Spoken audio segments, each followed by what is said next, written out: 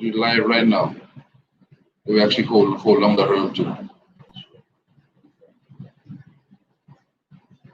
We are live. Let's actually hold on.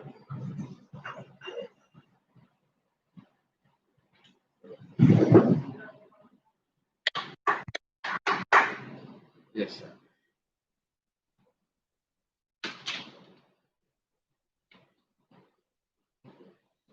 Greetings, ones and ones. For those of you that are tuning in, give me 1 second. Just give me 1 second. Give us about 3 minutes and we shall begin the program. Short team. Okay.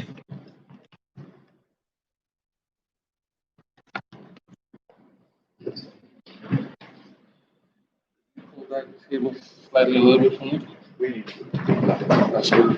That's cool.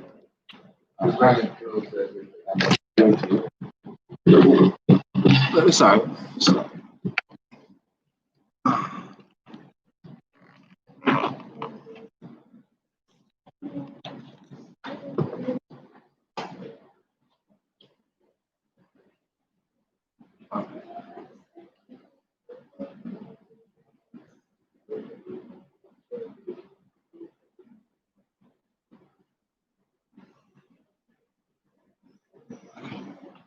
What's up? Are you proud to say to you know?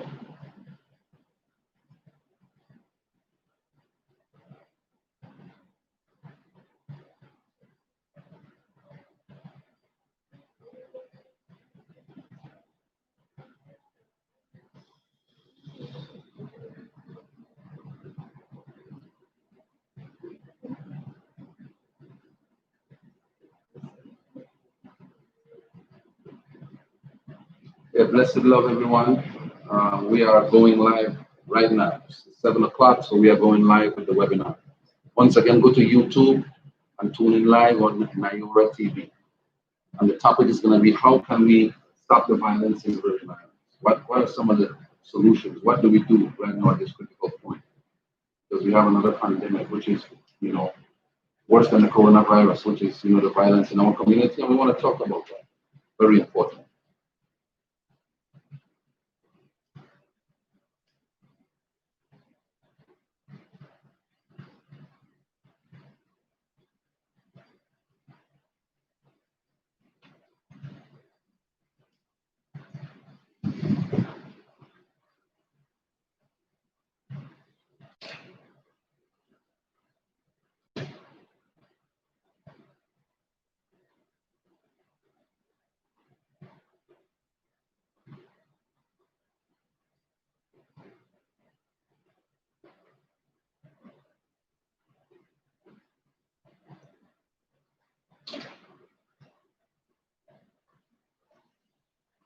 Okay, let me send it out to the next broadcast, and that'll be it.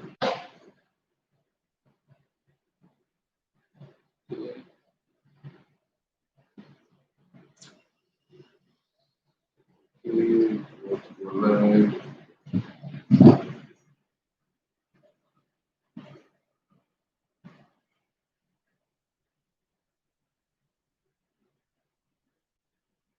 We are live.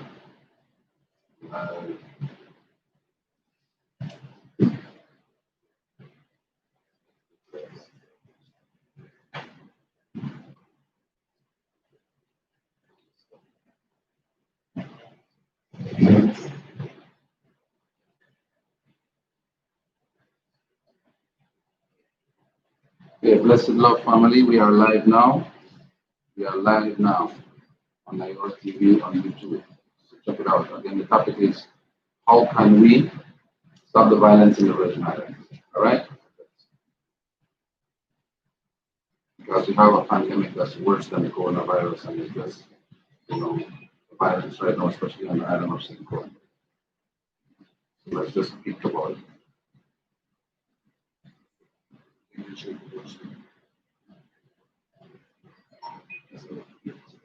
And we also have a hotline, 340-774-7272. 340-774-7272.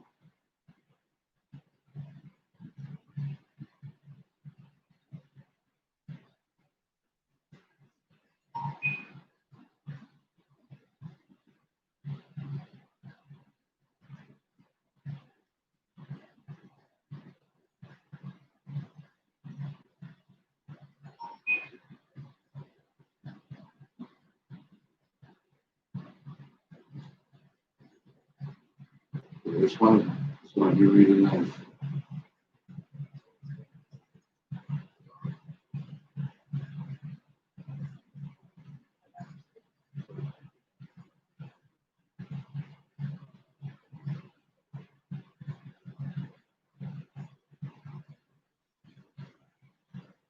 Okay.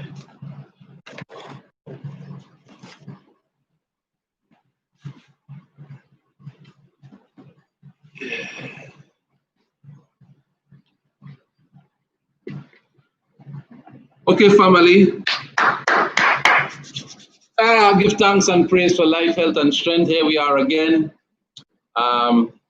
We are live, you know, for those of you tuning in, thank you.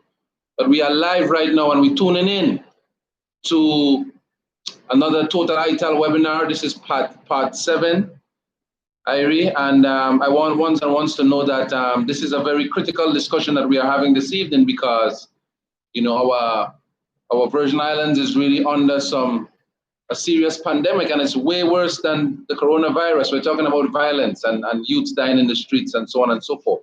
So it's very critical as the Rastafari community that we talk about it. We have a hotline. We have a hotline this evening, and we already have someone that's calling in. So let's just tune in. Yes, greetings. This is the Total Ital hotline. How may I help you? Hello? Hello? Anyway, for those of you that are calling in, for those of you, you are welcome to call in, sorry, at 774-340-774-7272, 340-774-7272, and let's talk about it. That's the hotline. It's our new hotline that we're implemented on with part 7 of the Total Ital, and you're welcome to call in and discuss solutions or ways you feel that we could create solutions to the issue that we are facing in the Virgin Islands in terms of the violence. So here we are, you know, having a wonderful discussion, about to have a wonderful discussion. We have Ras Bobby, the Caribbean herbalist, on the panel. We have Queen Omega, and then we also have Ras Bassa, Ambassador 7, all right, all from the Rastafari community and the Rastafari collective as well. So we have another call already on the hotline, so let me answer it. Greetings, Total Ital hotline, may I help you? Yes, greetings, good afternoon, how are you? Okay, great. Would you like me to put you on because would you like to contribute to some of the solutions to the violence in the Virgin Islands? Okay, great. So can I put you on speaker? Okay, thank you. Hold on, please. Yes, greetings, hello. Hi, greetings, love and blessings to all. Yes, love and blessings to you as well. Okay. So mention one of the solutions that before you actually begin, right? What we're actually going to do is just quickly bless it with a quick prayer. Can you hold on just a second, please? Yes. Okay. And where exactly are you calling from? You don't have to say your name, but where exactly are you calling from? Okay, great, my sister. One love. Yeah, she's actually calling from Georgia. So could you hold on a second, please? I will. Okay. All right. Let's actually say a quick prayer, please. Yeah. Let me actually turn off the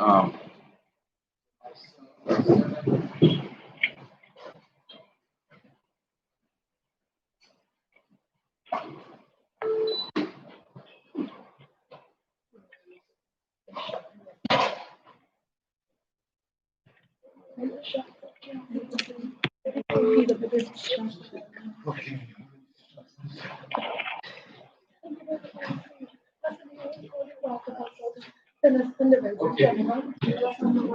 Okay, yes. Could you hold on, please? Hold on, all right? Yes, greetings. Hello. Total Ital hotline, may I help you? Hello? Yes, can you hold on, please, because we have someone else on the next line. We are actually going to start with a prayer first, and then we're going to proceed into all of the input in terms of the solutions, okay? Okay, hold on, please. Okay, sir. You see, even as we're talking, we're hearing sirens outside. So it's just to show that it's a spiritual balance and a spiritual war same way. But go ahead. Yes, we give thanks to the Most High for this beautiful evening, to bring ones and ones together, to reason about the situation in the ghetto, in the ghettos of St. Thomas, St. John, St. Croix, even the British Virgin Islands. We know that we're living in these serious times, and we're asking the Most High to bless us, to inspire us, to bring forth the word song, to neutralize the negative energy in our community so that we could bring a balance in this community. Once again, we give thanks. We hope that everybody listening could pay attention and also could contribute in this beautiful session. We also hope that you are guided by the Most High to do so. Let's give thanks. Elias, Rastafari. Yes, my sister, how are you doing? Yeah, man, yeah, man. So one love. So this is Sister Ashan from Atlanta, Georgia. Yes, Savannah, Georgia. All right, my sister. So could you give your take, and I'm gonna make it quick so we could go on to the next caller. But please give your input on ways that we can actually have create some solution, basically, to so we could stop the violence and increase the peace in the U.S. Virgin Islands. Okay, one I feel is to get more activities that the community could used to do. You know, like when I was young, I had a lot of class, and I learned from going to their classes, and these things are not there anymore, you know. So, and it takes volunteer. Sometimes I always want to be careful at work, but it takes a lot of volunteers to change the wrong things in the community. You know, work with the senators, have them donate, you know, like the music, everybody loves music. You know, class, you know, find a lot of things for the youth to do to keep them motivated and fasted, you know. I'm just saying, you know. Okay, so I would need a lot of things to get the youth more motivated, to get them into positive, you know, ways of living, you know. Yes, respect. So let me just repeat to those of you tuning in.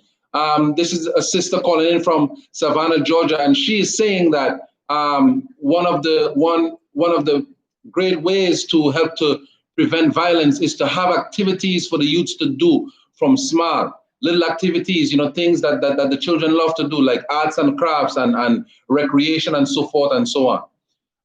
And then okay, thank you so much, Sister Ashan. And, tell your people up in Georgia that we said hello, and tell them to, every 21 days to tune into the Total Ital discussion, right, on YouTube, okay?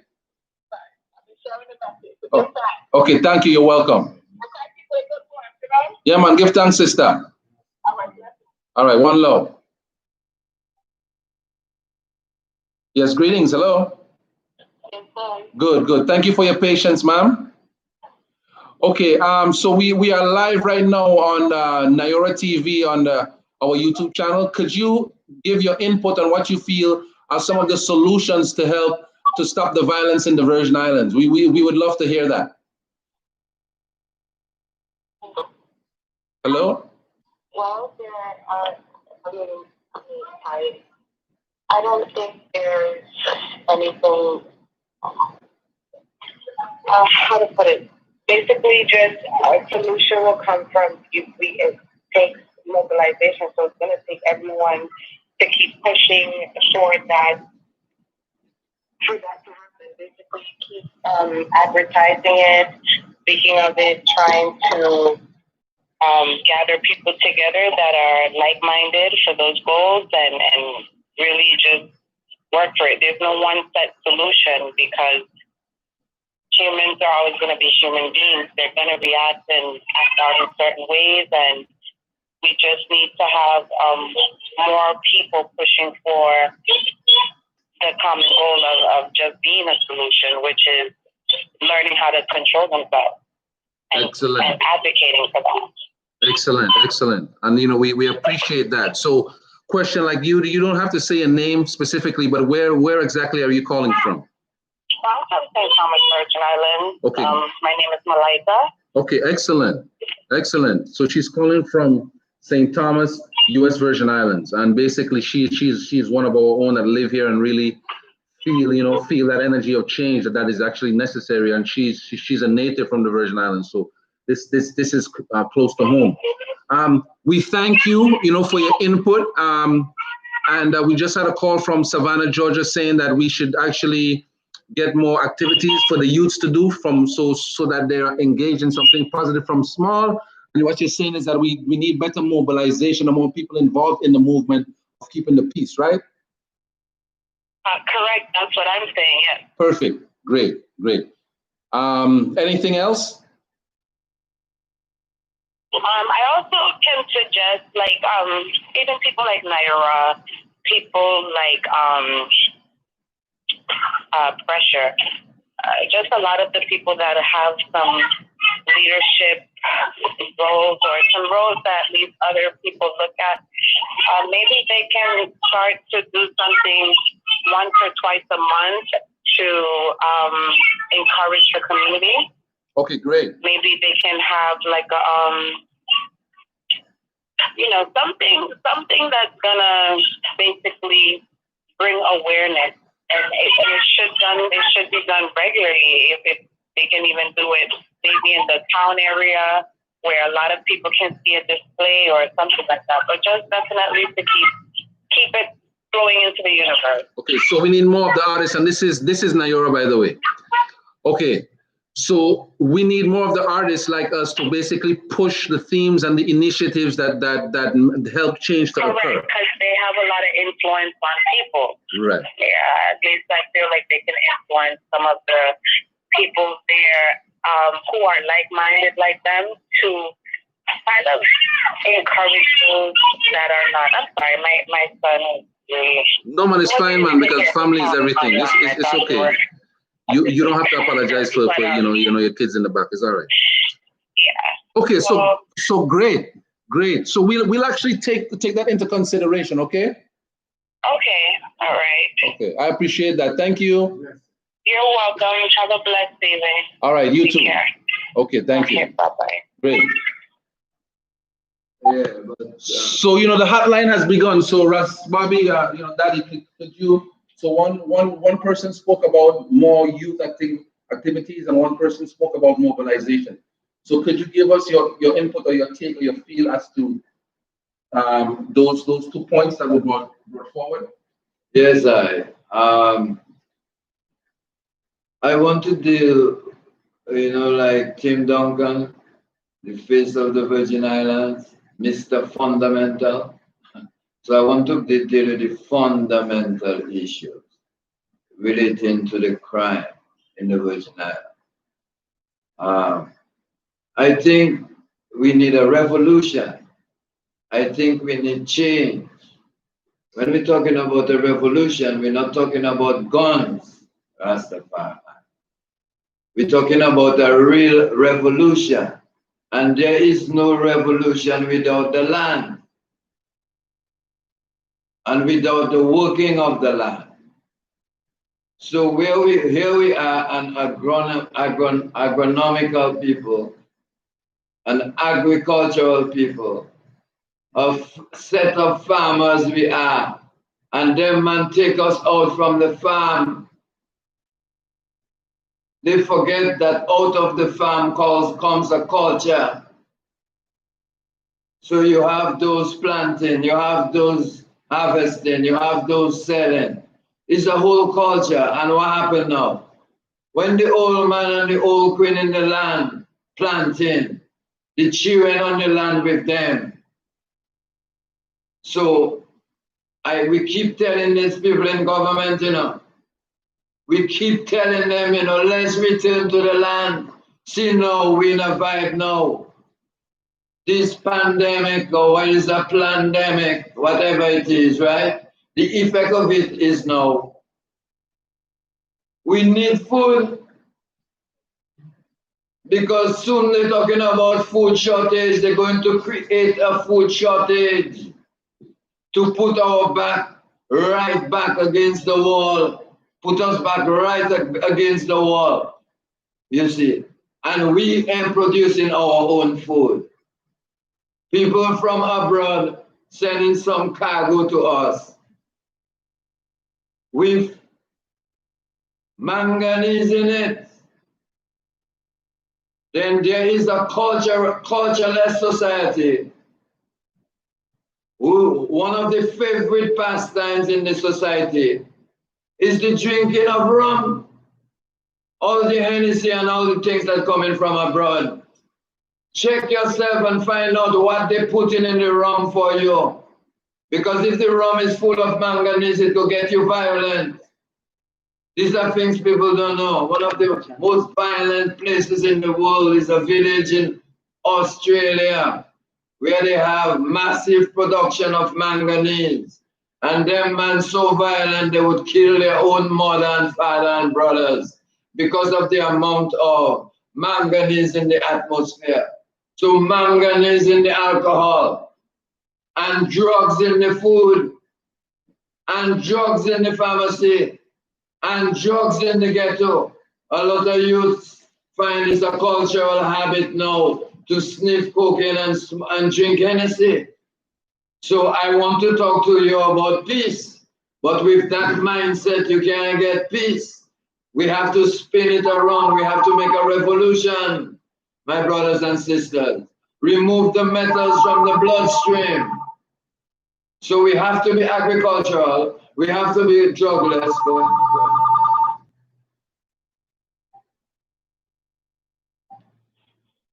Yes, greetings, Total Ital Hotline. How may I help you? Hello? Yes, yes.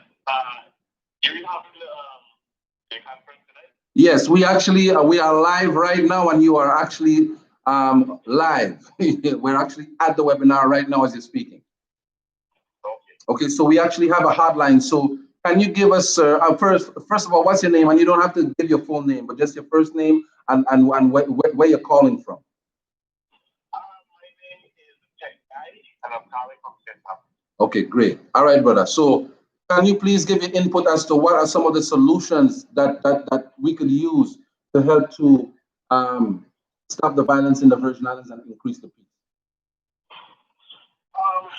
A solution, like I say, is one is to just teach the youth them and people who commit to the violence, have a real sit down talk with them. Don't intimidate them or don't come and harm them like this. I don't go to jail. Just talk to them and show them the value of life. How the Bible never say thou shalt not kill. It says thou shalt not murder.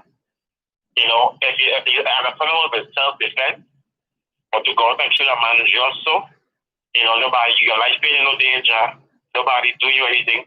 I hate you, so I'm going to kill you. No, the real problem, the root, even if they take guns out the street, man, they still kill them with knives because you use a bare hand.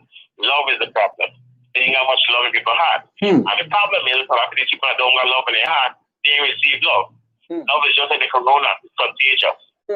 You don't develop the disease on your own. You have to receive it from somebody else. So once you show this man love, go in the corner, go in jail, go, to his white people out that committed mass suicide, mass genocide, and people, and it's love. And this whole thing with people, they can't them do it, they don't love black people, they don't love the citizens, and the people who kill each other in a gang, they don't have love. The Bible is straight up that it's not about love. Man don't have love, anything is possible. Anything you can. So we go have like some organize something to show the brothers in all 3 islands, just pure love. But whatever they say, whatever they do, just drop their stuff there, let's come here, nobody fighting. If we all is one, if you got problem with somebody, let's talk it out as a group, in the old times in Africa, how you need to settle this as a tribe, as a family, as a black family. We can do this as a community. We look at a color, we look at a race, we look at a, hey, if you pay through this person in our event, just talk it out. Everybody join in, Nobody against you, nobody gonna feel isolated, just pure, unrefined love. And I think that's a solution that will work. And it will actually solve the problem. So then what you're saying is that basically one of the solutions is that every human, or we should look at ourselves and try our best to show love and to help that love, to exercise that God-given right to show love to as many people as possible is what you're saying. Yeah, and a lot of us in the island know who just committed the violence. Just show them our love. Look out for them, do what you can do. I mean, regardless of what you have, even if you don't know finances, give them your time. So even love the gangsters then. Even the gangsters need a lot of love then. Gangsters need love. Everybody need love. She's the answer. Real talk. So instead of thinking of retaliation, we just extend the hand of peace and love. You know, as a man, you gotta think about retaliation first because anger and take over first, right? Ego that always try to come in the way. But you gotta practice yourself to calm down and think that this person as your brother. You may be angry for a second because it's an instant impulse. The more you train yourself to not do it, because look at this person and say, I don't want this person to go to jail. I could bring wrath to this person right now to break the law. But I'm gonna say no. I want to see this person thrive. I want to see this person make something. I want to see this person happy. Even if I don't get nothing from it, I want this person to prosper. And that's the kind of love, when it's easier to show love when it's impersonal, when somebody person offend you, when the person they kill your family. But that's the situation, Okay. Well, I'm not gonna always try to rise up. Excellent, brother. Excellent. I actually thank you for that. And what we're going to do is try to have someone else call into the hotline. But thank you very much, sir. All right. Bye-bye. Yes, greetings. This is the Total Ital hotline. We are live now, streaming live on the YouTube channel right now. And we are asking, first of all, can you please say a name? We don't have to give your full name, just your first name and your location, please. Hey, Mario, this is Pami. Oh, Pami, what's up? How are you? I'm fine. Okay, good. So you're actually streaming live right now, and we are asking what are some of the solutions that we could bring forward so that we could help stop the violence in the U.S. Virgin Islands. The brother just a little while ago said just spread love. No matter what, just love. What is your solution? To the problem, and how do you see us solving this issue? Okay, so one of the things that I've noticed with especially young men that are out there and are violent towards each other is that they don't have a man in the family. They are expressing, I think, the frustrations of their mom when they see their mothers having to struggle because they have multiple children in the household and no one to help. They feel, because men are innate providers, they feel like they need to go out to get a bacon to bring back home to their mom so they could be less strife. And we all know that the Black family was broken down from the time of slavery. When we read stories like the Willie Lynch story, we see exactly how the Black family was broken down. We need to find a way to build the Black family back up. Okay. We know firsthand what it is to have a stable-minded, loving father in the household, and a lot of our friends didn't get the same. Okay. I think it starts with the reunification of the Black family. There's a whole lot of men that are out there just spreading seed, and they're not taking care of their children after they're born. And what happens is, then the mothers are placed into a situation that they shouldn't have been in the first place. They're placed into a situation where they have to be the men and the women in their household. And we all know that although it is possible for a woman to take care of the house, it is impossible for her to teach a boy how to be a man. And so when we talk about influences, we know that the parents are the first influence, but they're not the only influence. As a matter of fact, I will say that people outside of our households have more influence on us than our parents until we mature enough to revert back to what we were taught at first. So again, I just think my way of looking at it is reunify the Black family, teach our men or our boys how to be men, and we'll start to see that there's a change. Excellent, Pami. Excellent, Pami, man. I really appreciate the calling. Really appreciate that. All right, excellent. Thank you very much. All right. All right, cool. Love One you, love. Daddy. Bless you. Okay, but so what I was really saying is, a society with culture, with good culture, is a society where the people have access to the land. Families work on the land. They work on the land collectively. As a result of that, the children in the household come to the land. So once the children on the land, 8 hours, 10 hours a day, they occupied in a positive way. So that is the fundamental aspect we're talking about. Many people who black was meant to be farmers. You know, one of the most honorable, if not the most honorable work in the world after raising a child is farming. And we're not on the land, and we keep telling the government, we need the land. The people need to return to the land. The people need to get help to return to the land, because the land continues to be the most honorable work on the planet. And so if one of the things that we can do is to cause our youths to return to the land together with the elders on the field, together with their friends, teaching each other how to farm the land again, you know. So our family have to be kept together, of course, as Pamen said. And then naturally we have to get involved in this agricultural movement to be able to produce food ourselves, food without chemicals, because they're deranging us, brothers and sisters. They're giving us food that's affecting our nervous system. They're giving us food that's messing up our liver. You know, and when your liver is messed up, you get vexed. You don't even know why. So I know the others want to say something, so just whatever you're. I'd like to echo on what the sister and the Virgin was speaking about in terms of the family structure and love. It is imperative because most of our families, especially within our Black culture, is without a father in the home.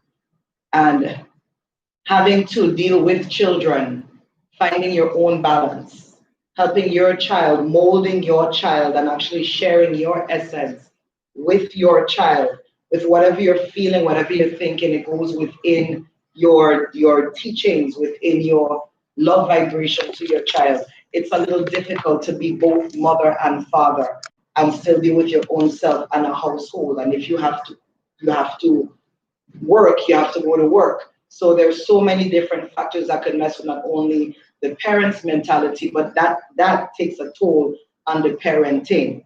So one thing I would like to touch on is teaching, schooling your child, educating your child properly, bringing them on the land, letting them understand their culture, letting them know self, because lack of knowledge of self, miseducation, socioeconomic inequality, all these things come together and create a recipe for violent behaviors.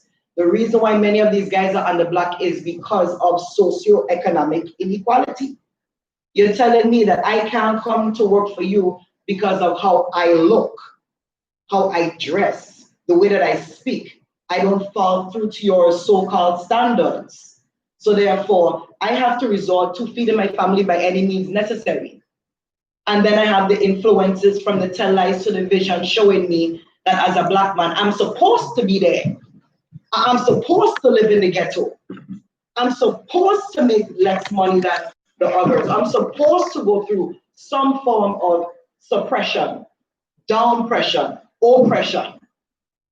And because of that energetic vibration that is being accepted by us, we are thus living in this light, not showing one another love, not going back to our source, not going back to sovereign at the end of the day, which is the made connection.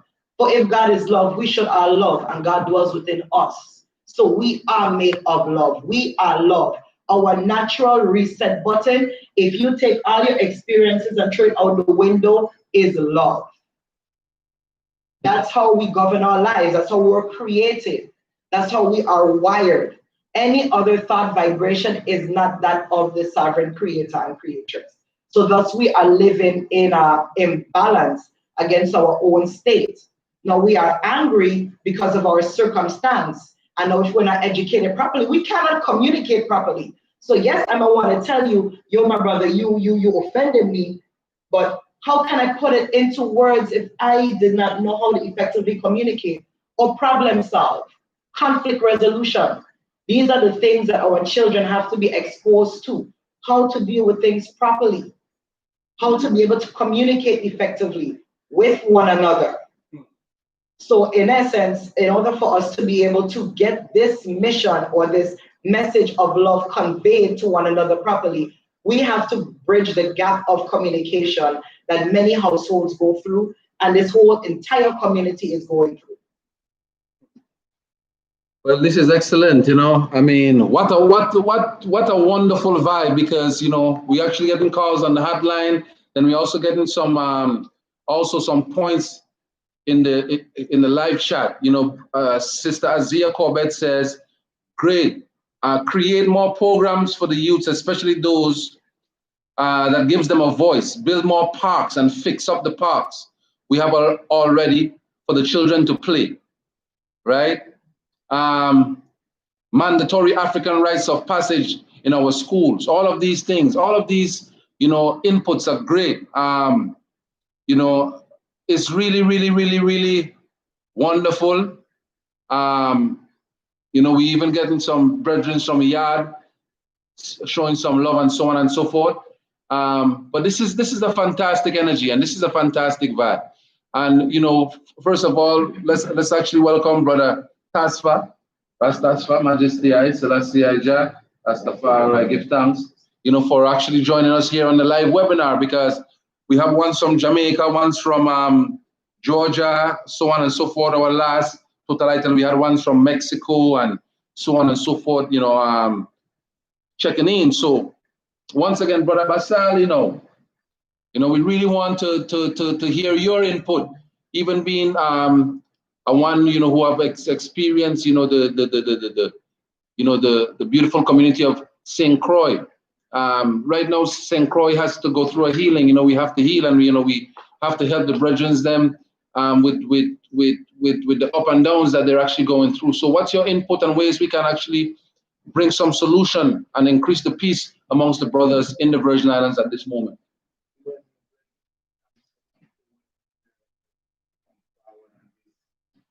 Second webinar really taking place on how to curb the negative effects of violence in our community, which is a very serious and touching subject at this moment.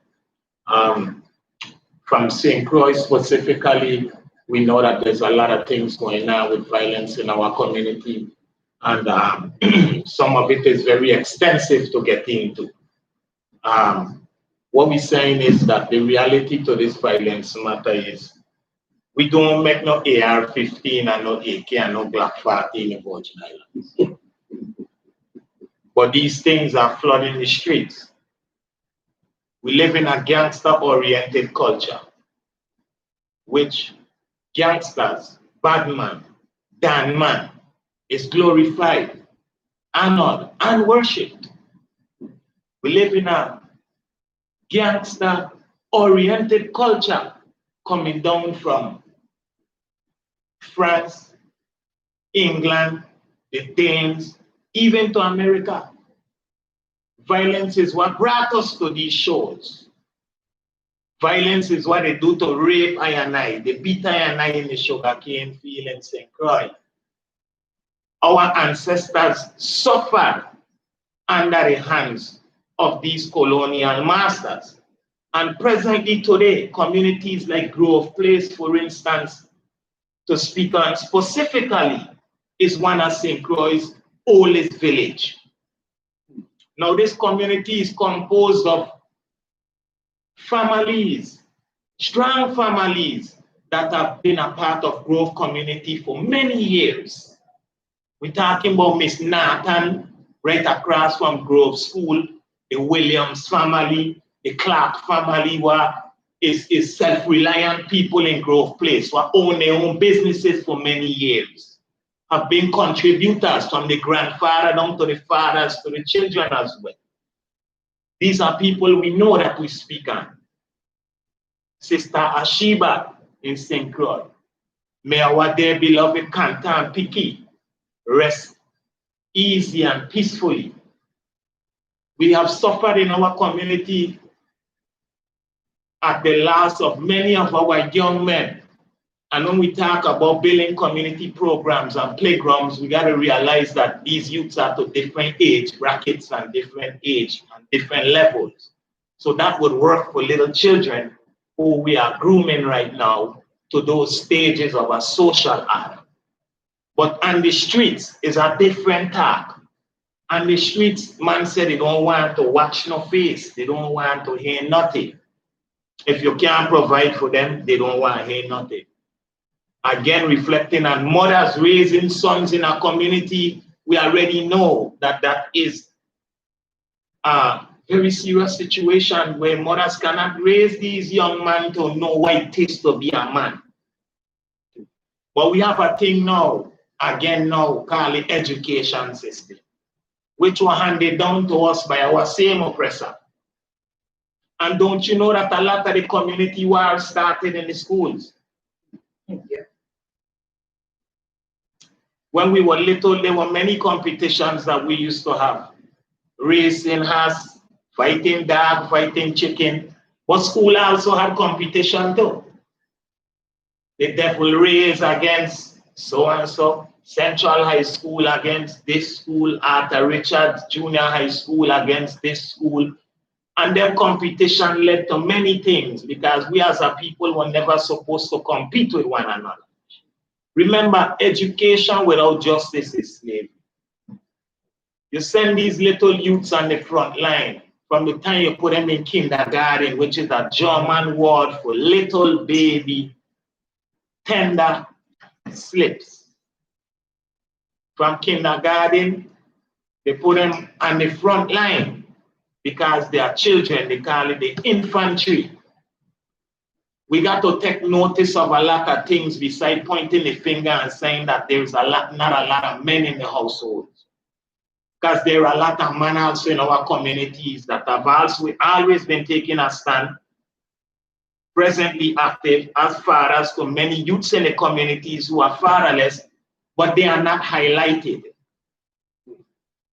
Because of the same gangster-oriented culture, they have suppressed the youths in the community that don't do good. Brethren in the community that also try their best to do good are also suppressed. We don't realize, right, the things that we are doing. Absent that out of the home disorder, ADHD.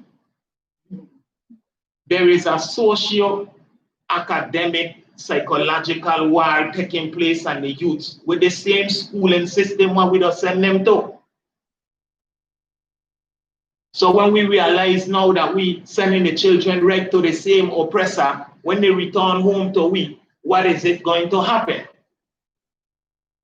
The children are spending 10 hours a day on the internet and the parents just going in the bedroom and leaving them to do what they want to do. When the young man, them fathers are not in the household, they now start to take charge and want to become the man of the household. This is what's going on in the hood. Way different than this social order that we see set in society that have middle class and things. Remember, we have the poor and have not. We have the sufferers. The people that have been downtrodden, the oppressed, that the finger will get pointed at them every day. When we have man in suit and tie, we have officials that are criminal. So the criminal culture is a part of the VI culture. What is it? VI till we die. So when we're done, we end up with a violent, rampant culture that trickled down from America to the rap music. But the parents still have to be aware of the fact that their children is being infiltrated mentally. All the signs are there clear to see living in a community in the Virgin Islands what is taking place with the youth. And I will not hold it up because there are other speakers here as well. But we don't want to point the finger and say it's a blame game. But the youths are stuck right now in a blame game. Call no name and get no blame. But we know that there are many people who are supposed to be on the upper echelon in society are criminals. This is taught to the youths that when you do crime, they say it don't pay off. You know, if you do crime, you do the time. But the youths become aware where they love crime. And as long as crime could pay off and put food on their table, they're dealing with it. Violence, killing one another, bloodshed in the streets very rampant. And we have to take more proactive stance against this and create more community outreach programs and go to the community. If you don't understand the feuds what taking place in the community, don't even start and don't even talk. It's too deep to even put into 2 hours on this webinar. We're just only scratching the surface. Yeah, man. Hello. Rastafari. Greetings, Facebook. You know, those of you, we're just tuning in. We were also streaming live on Naira TV. So, I'm even asking some of you that are on Facebook, if you're on YouTube as well, to go to Naira TV because we're streaming live there as well. But still, if you want to stay on Facebook, you're actually welcome to. So we're now on YouTube and we're now on Facebook at the moment. And the hotline, the number is 340-774-7272. Once again, 340-774-7272. And we are discussing ways that we can actually bring solutions to the violence in the Virgin Islands, because we love our brethren within the community, I know a lot of brethren, who, one thing when it comes to the war thing, I ain't neutral.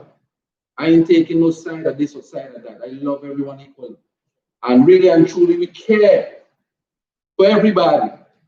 All the black youths in the streets going through this, what I see as an epidemic of violence, we care and we love everyone. So this is not, this is for everyone. This love and this knowledge and, this Rastafari knowledge is for everyone. So once again, if you're just tuning in, what we are asking is that how can we stop the violence and prevent the violence and increase the peace in the Virgin Islands? What are some of the solutions? So we already got calls from Savannah, Georgia saying that we need more youth activities for the youth when they're young, so that when they grow up, they could grow up having that mindset that their hands should be used for something positive.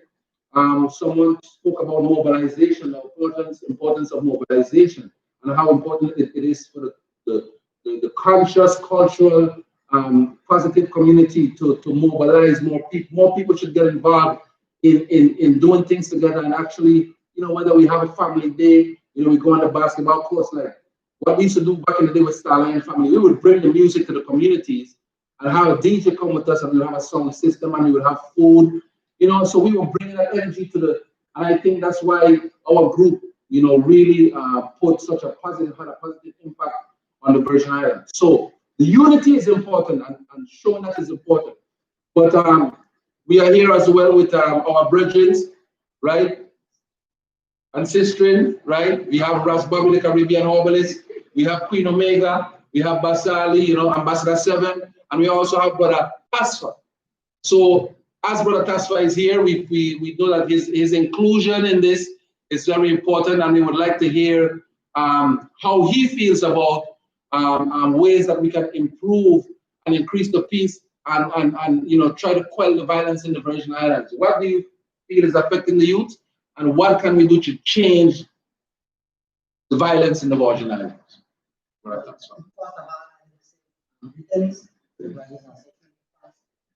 the most time, I'll make all things possible when it comes to nutrition, unity is strength, and myself with an unpleasant, it is some brethren, and still free to go together. Everyone, the most time, do everything what has been said so far here from me sitting down and tuning in, it's very pertinent, because like emergency, we can't just come here and think like we could end us about a 2-hour thing, like, and that's and done, This is just our contribution towards our community, our race, and to the world of people saying we still do it. Amen. So each and every one of us into our personal journeys as races, as Rastafarian, have certain teachings we have acquired through the most I say, I could say is, for me personally, and as a youth coming up, my journey was like trying to understand who the creator was, and I sure that being each and every one quest, I've spoken to many brothers and sisters. That's why we're here today, and we could be up on a high spiritual elevation to look within ourselves first. Because that's what it start. We have to sit within ourselves, made ourselves, and we looking at the youth. We're doing that. We here, like the brethren say, to to utter and see what we could do. Towards inspiring them to turn away from violence and seek for more peace within itself, because that's why it really starts peace. A lot of ones lacking peace within itself.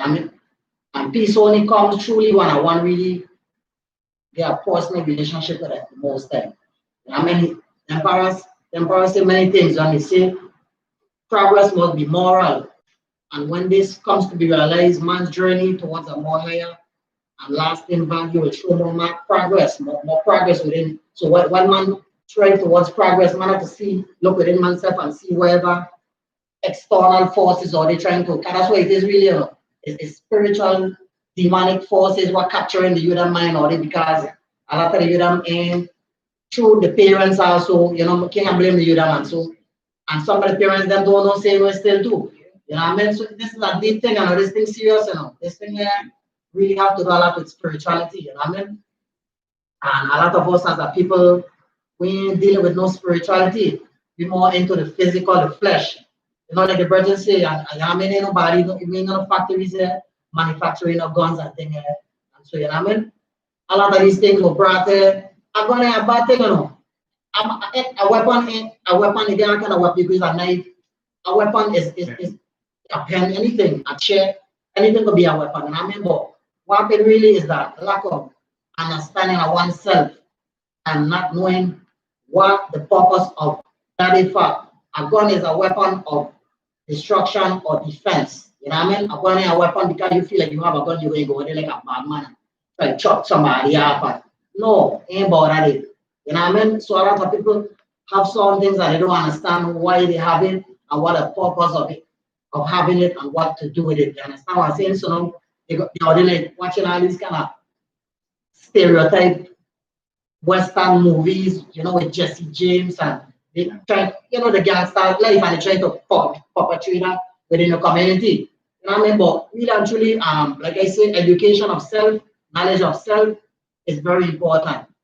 And when you don't know yourself, like Marcus said, people without a knowledge of the past history, origin, and culture is like a tree without roots. And the education system have failed the youth. The churches have failed the youth. That's a serious utterance, this thing, because no, not to cut you off. Yeah, it's because this is still a round table vibe. Right now, the community putting a lot of pressure now on the chief and the upper heads in terms of enforcement, but they don't really get it though, because this is way beyond police matters. You got to go to the people who be in the streets with the youth, and for those who just go walk and then go home and you don't care about your community and you just focus on the money that you make, that's where the problem begins. We actually dealing with a community where everybody just thinking and focusing on the dollar really and truly. And I feel that's the problem. Everyone is all about where you wear, who has so-called rank with who, how many Instagram followers you have. And now the value of people is actually gauged by the numbers of friends or the amount of followers that they have on Instagram and all kind of nonsense. So value, the value of life, our perception as to what value is what's messed up. And this is why we are going through what we are going through. And so it's critical for us in this moment in time to have more you know, of a different outlook. And once again, you know, we have the hotline here. So this ain't just for us. Those of you who are listening or tuning in, we're asking you to call the phone number 340-774-7272.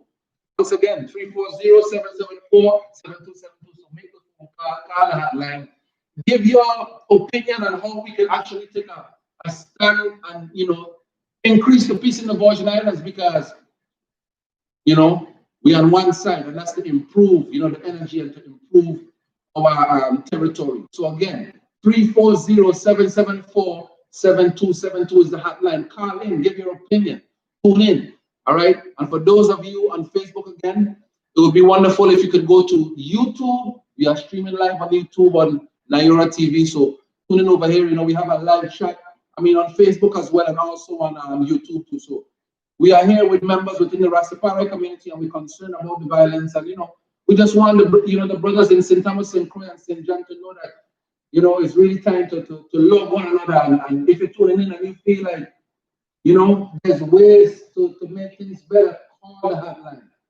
340-774-7272. We got Ras Bobby the Caribbean Herbalist, Queen Omega, Ambassador 7, and Ras Tasfa. Trying our best to bring solutions to make our community just feel a little, you know, because we don't want the grandmothers and we don't want the mothers and, you know, the elders to actually live in fear, because they feel if they walk down the road, something might happen to them. We don't want more, you know, we don't want innocent youths and children dying from gunplay. You know, we want to improve this thing. So, yeah, man. So let's just continue the reasoning. So what I have to say again? Wait, 1 second. Were you done? Okay. All right. Rastas was talking about the education system have failed us. The churches have failed us. So now it takes us now to make that change. So yeah, to make that change. In other words, our educational system, we have within our educational system, we have to understand that they have too much shortcomings.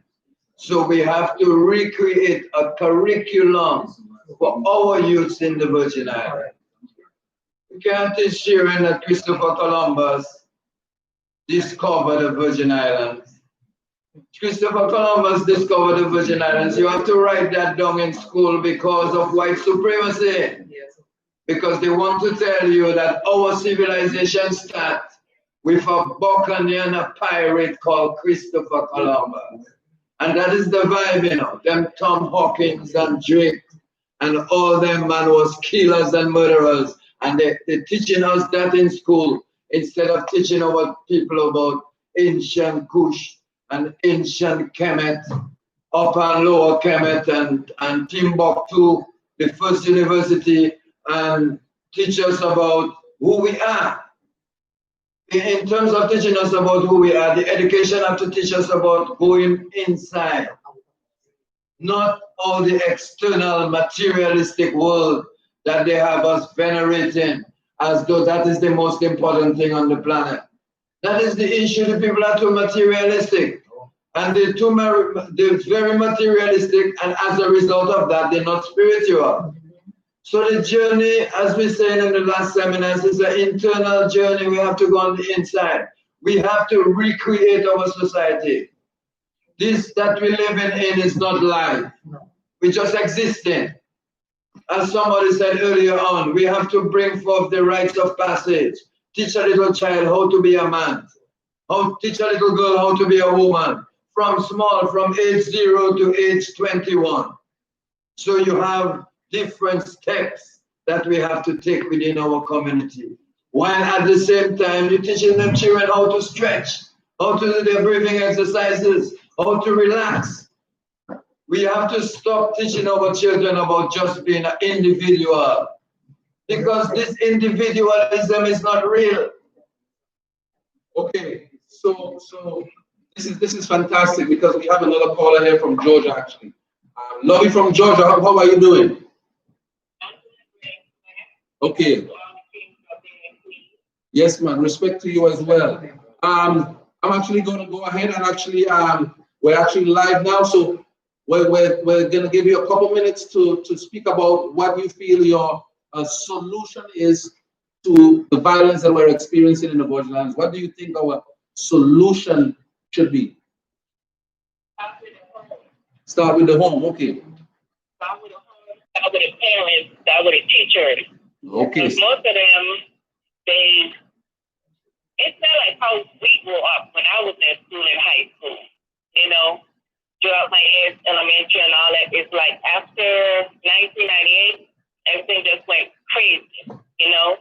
Not a lot of people tending to their youth, not a lot of teachers caring like they used to. You know, I'm not saying that they don't care, but I'm saying that, you know, they just like the gentleman said, they go to work or they, you know, just don't ask children nowadays how was their day. Do you need help this, you know, or look out for your neighbor, you know what I'm saying? So it starts with the home and then from the home out to the public. And it takes a village to raise a child, you know, and I think that's where it really needs to continue to start from. Okay, yes, they need a lot of activities, they need a lot of funding. The government also needs to step in because it's making it stress. Every time I'm far away, I'm hearing the bills, water is out, this is going on, the prices went up on groceries, you know, so much different stuff that don't need to be happening for 32 square mile Virgin Islands. Okay. You know, so the cost of living stress out a lot of workers, stress out the parents, stress out the teachers, and they're not getting paid for what they work, and their stress is on go towards the youth. So the youth will turn to nothing but the streets to help them do and provide, and then the state ain't no better because they're watching what the state side people do and forgetting their culture and what it was raised or what it was supposed to do. You know, so I think it's more so as a community need to come together, do stuff and interact with the kids, as well as the parents, as well as the enforcement, government. They need to do more stuff for the kids. Make them feel love. Make them see that the streets don't love nobody because there's only two ways you could go, jail or ground. You know, so I think we need to distract from what's going on. Like I live in Georgia. I mean, you see it all in the TV, violence, people getting shot, people getting killed. You know, and it's just horrible. It breaks your heart to see that they're not loving them or saying I love you, or you know, holding them and saying what can I do to help you to do much better. You know what I'm saying? Right. Okay, Lovey. So that was excellent. So what you're saying is that it starts from the home and then from the home out into the public. Yes, and it takes a village to raise a child. Okay, so you know what I'm saying? And not only just ignore a child, like not too.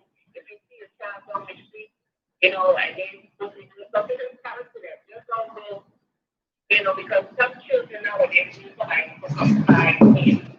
Okay. They can't confide in a person at the family because you know back home, once you talk to somebody, you're still dealing with family. Okay. They need to be able to reach out to them in a different aspect and so them and you know give them advice. Okay. Lovey, thank you so much. You know, and we're gonna talk about what you just said. All right, I have to allow some other callers to come in. All right, thank you. Bye-bye. Yes, greetings. You're on the Total Ital hotline.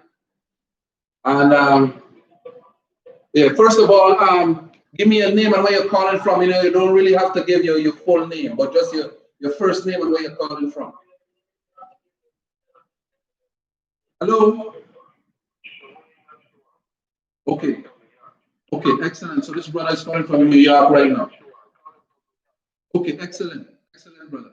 So could you give your input on how we can help, or what are some of the solutions to actually bettering the violence in the Virgin Islands right now?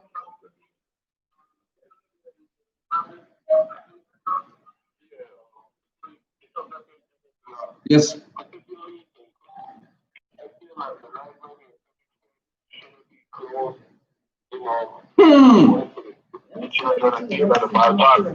Shouldn't be closed. And the next thing that are going to impose is accountability. Like employees Caribbean US, and they have legislators, government, municipal building, all of that. So for these US recreation that's then imposed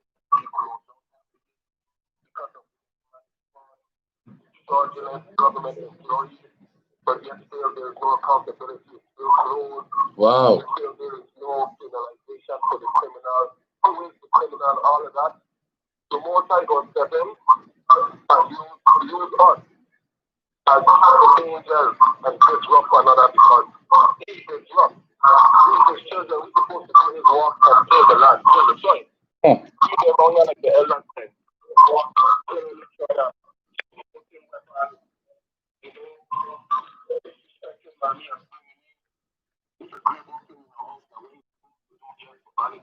Huh.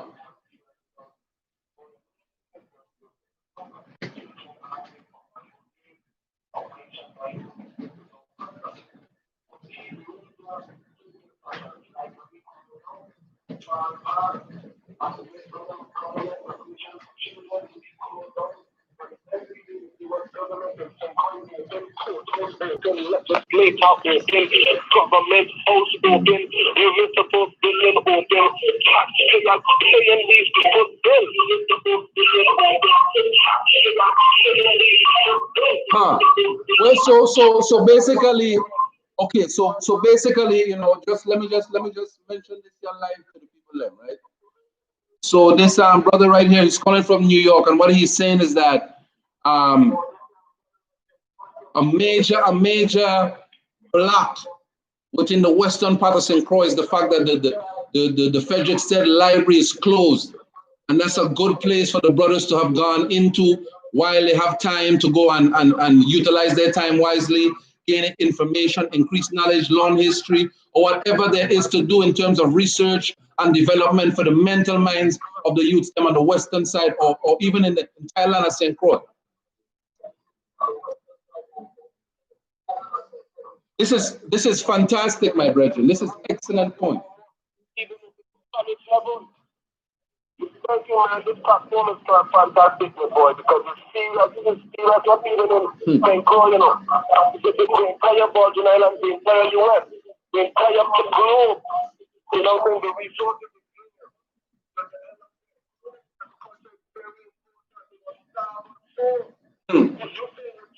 People are here. Agriculture very important. This our own people I'm calling from New York, telling us the importance of agriculture. Everyone is crying this thing: agriculture, agriculture, agriculture. So those of you in government who live on Facebook, who live on the YouTube stream, we crying about the food. The food is what the food, if it's grown with chemicals and it's grown in a certain way, it will affect us. It will affect the minds of the people. So that's why those sustainable, you know, agricultural communities is very important that we create, you know, these teams, farming teams, farming groups, go there and farm, get your hands involved in the art. That's what we're missing here too.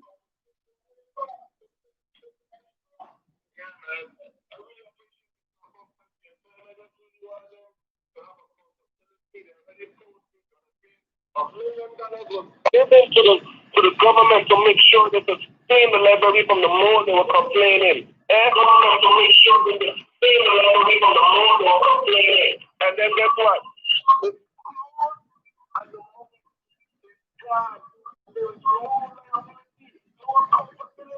And money gone.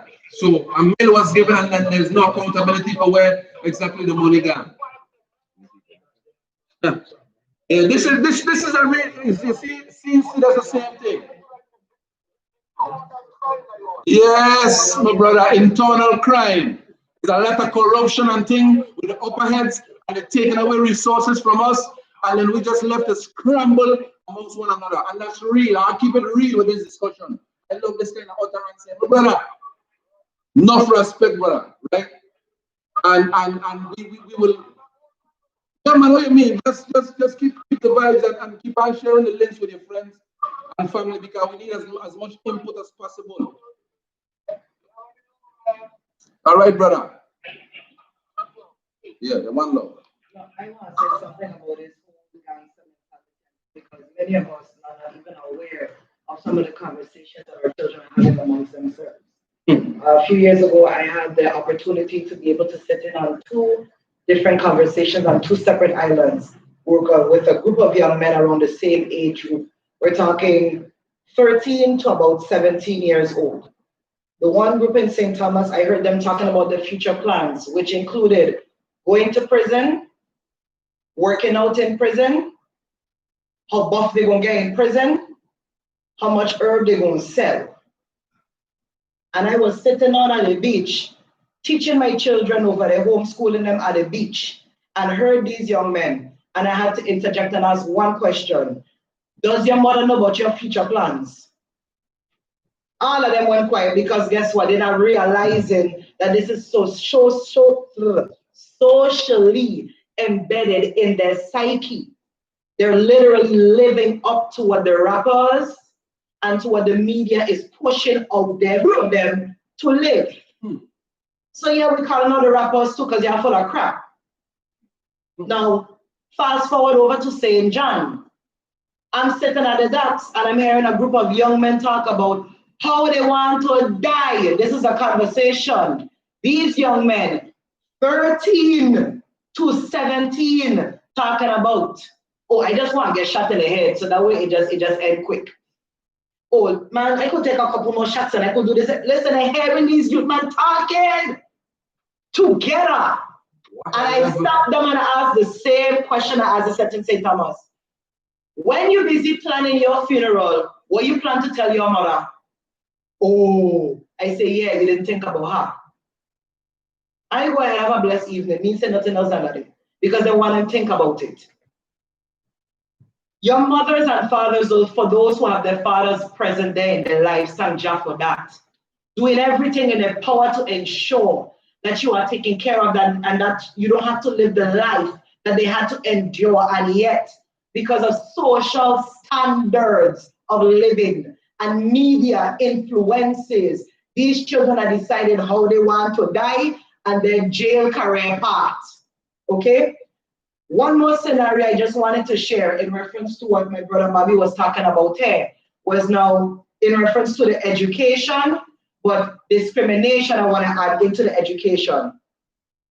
My daughter was attending the Seventh-day Adventist school, yeah, I call her out loud, by discrimination against Rasta, okay? I asked them, my daughter is already attending your school because she has a hair covering on her head. Y'all accepted her. In the rules and regulation, locks are forbidden to enter the school. So I asked the question, since my daughter is in the school, when it's time for my son, can he come? The principal told me, no. My son will have to cut his hair to attend the school. Now my son, at 4 years old, is talking about inventing. This 4-year-old trying to solve the problem of his slamming door in his room. He can't take it, the door stop, don't work for him. So my 4-year-old thought of a way to stop his door from slamming. And these people did not want to accept my child because of how he looked. So I spoke to the principal at a meeting that we had, Dr. Whitman Brown, how you doing, buddy? I had a meeting with this man and I asked him, why is it that it is a problem for a child with locks to attend your school? He told me that it is against the social standards of the different, I guess the church schools or whatever the case is, the private schools. I said, but do you realize there was a point in time that the blacks and the whites couldn't use the same bathroom? That was a social standard too. He said, well, that was ridiculous. I said, so is this one. Because you're missing out on a lot of gems that could come into your school and you're judging them because of how they look. He said, what are you talking about? There was a riffraff that are on the side of the street that wear their pants tagging below their waist, that have their locks on their head, that smoking on the side. They say, hold on, Dr. Bro, hold on. You as a black man talking about young black males like this, and you are a philanthropist? I really have to question your loyalty to your own nation. This is what our children are facing when they are in schools and when they are among their peers. There was one little boy going to that same Adventist school, and teacher and students alike insulting a little boy and telling young little David's son that he ain't going to amount to nothing. And the children insulted him, and the teachers are standing right there and not saying anything. I had to pull the youth man aside and tell him, you do not take for yourself any influence anybody pre or post upon you, you know. Not because somebody says you will not amount to anything, that means it's your reality. What you think of yourself is the most important thing. One of the teachers that were present that I was actually standing for the child said, yes. I look at another one, shake her head in disapproval, and the rest of the classmates laughing. They tease and harass that little boy till he feels that he's a problem. So he won't be a problem because he was labeled a problem. So violence. Let's just say it's the spirit of anger, but the spirit of anger has to do with healing. So it's not just a young man thing, if you notice with this information, it's also a generational thing. It's something that the black race has to come out of, right?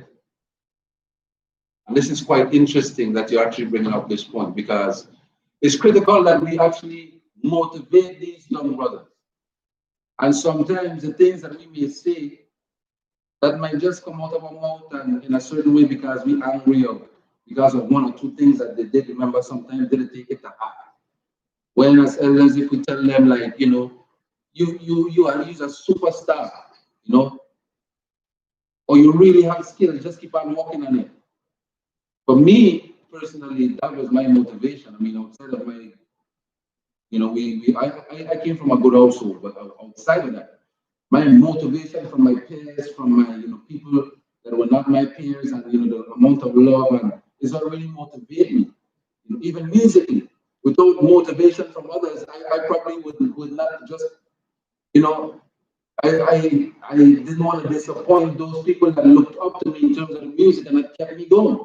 And then when I continued, it's just more love from more people, and, you know, so love is definitely inspiring. So we really have to keep up with the love and keep the fire blazing, you know. And, you know, the sister is bringing up a point that is, you know, we have to make sure that we lift up these youths, and to see whether a child has long hair, short hair, has locks, you know, or, you know, who haircut a certain way, it's all the same. Anyway, we still have some more ones on the hotline.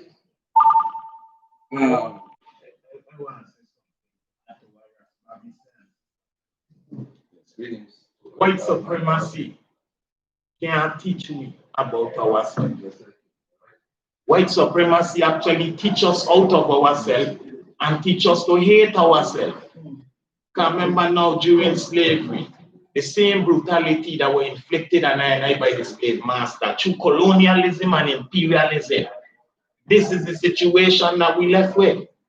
So we're saying that, right?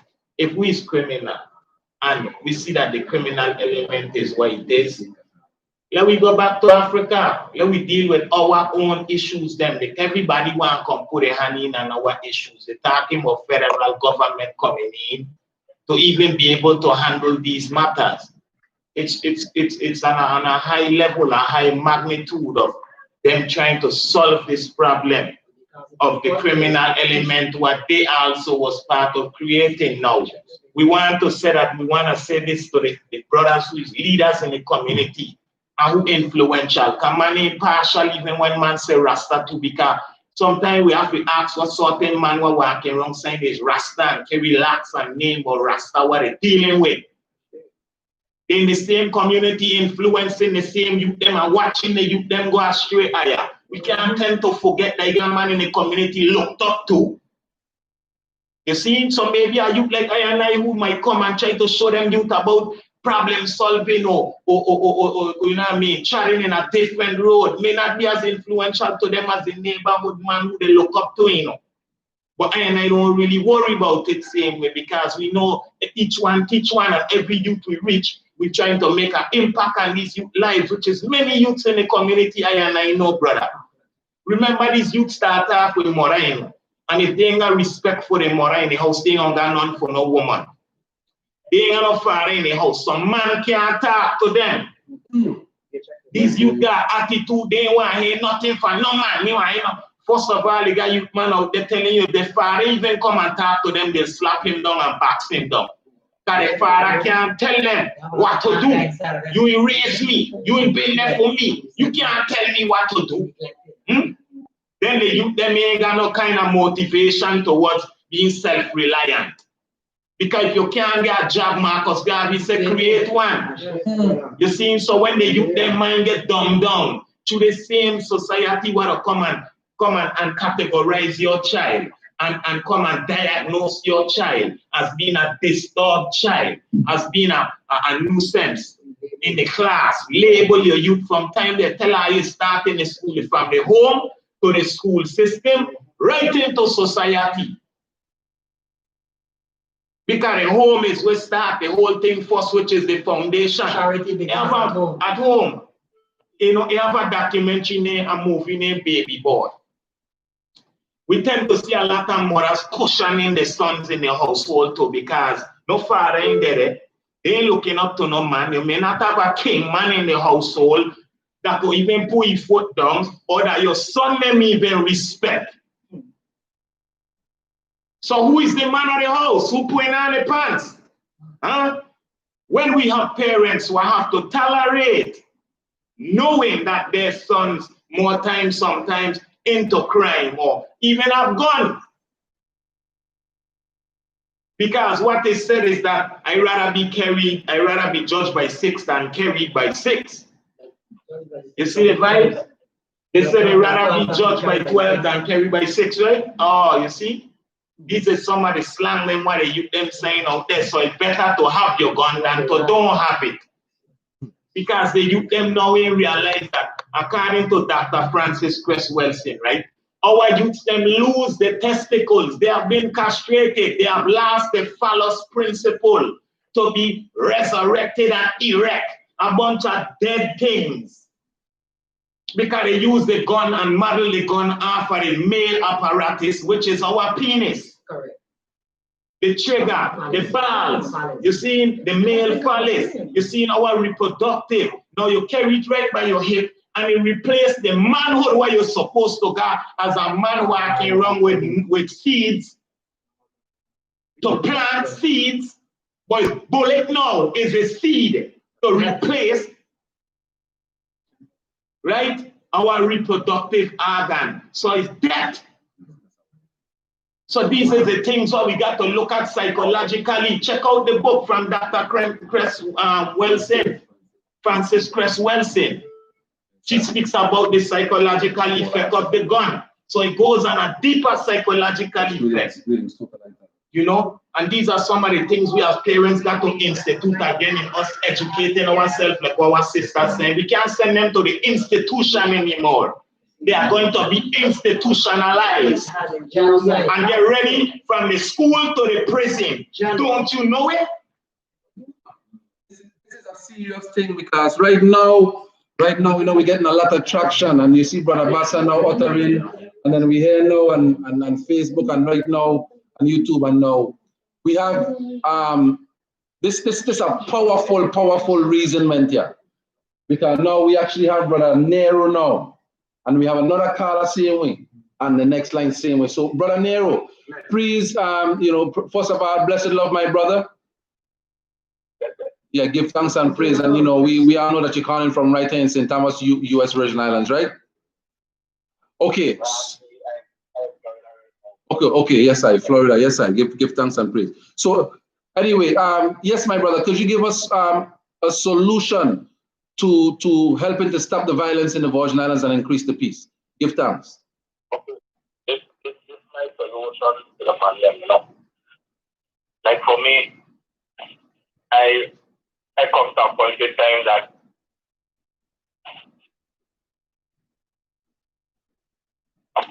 Haile.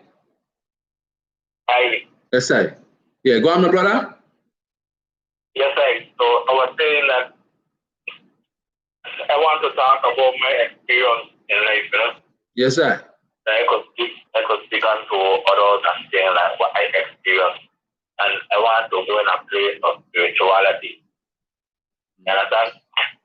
And going through spirituality, I realized that I have met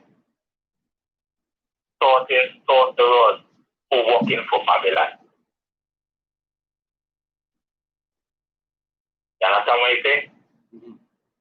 So Babylon hires sorcerers.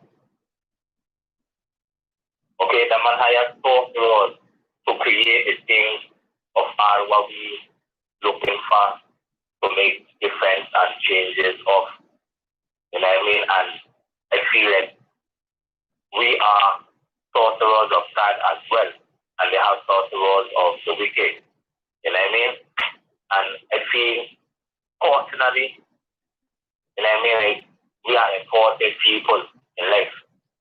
Right now, as I watch in the chat room, I see Naira, Rastafari, Embrace Charisma, you know, Basta, you know what I mean, and powerful people, you know what I mean, and I think we have the power to chant certain prayers and meditation and do, we all have gifts of spirituality. So instead of like man focusing on how to deal with Babylon, I think we have the power through the grace of God and Jah, the Almighty, to move mountains, understand? And you know, like I don't have to talk about altars and that type of thing. We have to into it and thing, and we don't go through it and thing. And I think it's time for we to work. I think it's time for us as Jah told us to tap into our higher self as Jah children, you know what I mean, to overcome and conquer the wicked and the pen of Babylon, because everybody who are looking at this thing, they give some powers to the grace of Jah.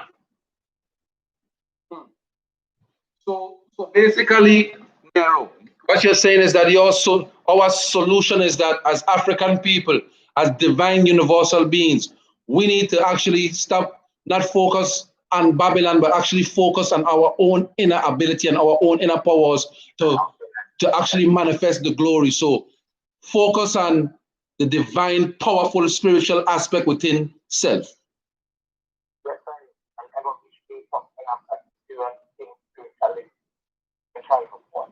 I have one that working for the president. I was never the man asked that. You understand? This man doing them and what they ask for.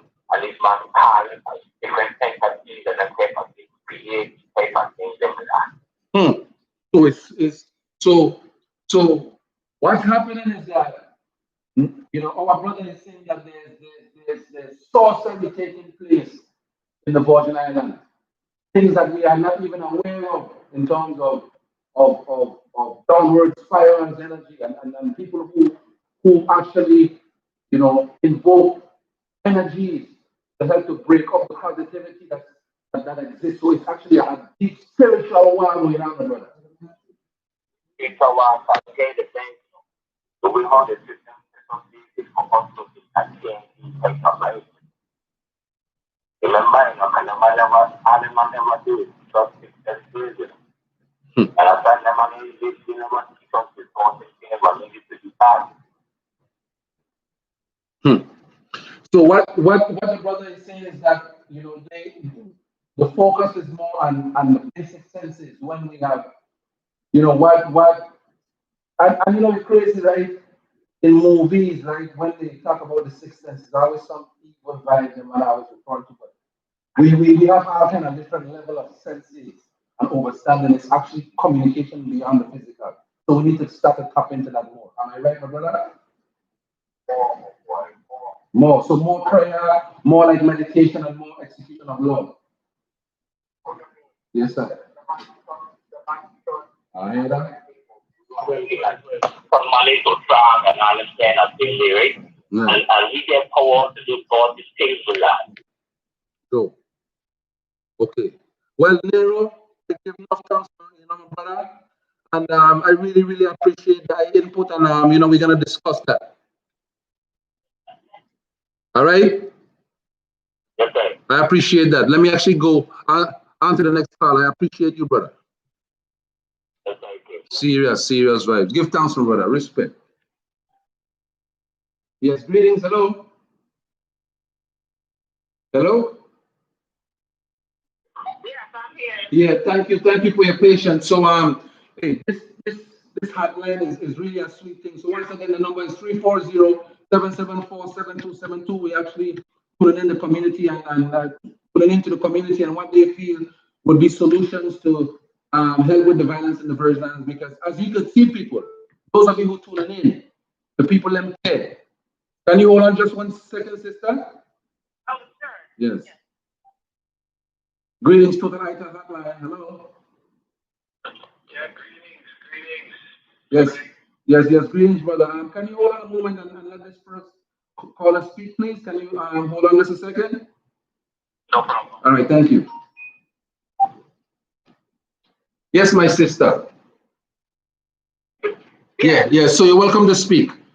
Could you go ahead and tell us some of the solutions that we could utilize to help to stop the violence and increase the peace in the Virgin Islands? Yes. Okay. All right, go ahead. First of all, I want to just thank God that you all are doing this and having this platform so that we can have this talk amongst the community.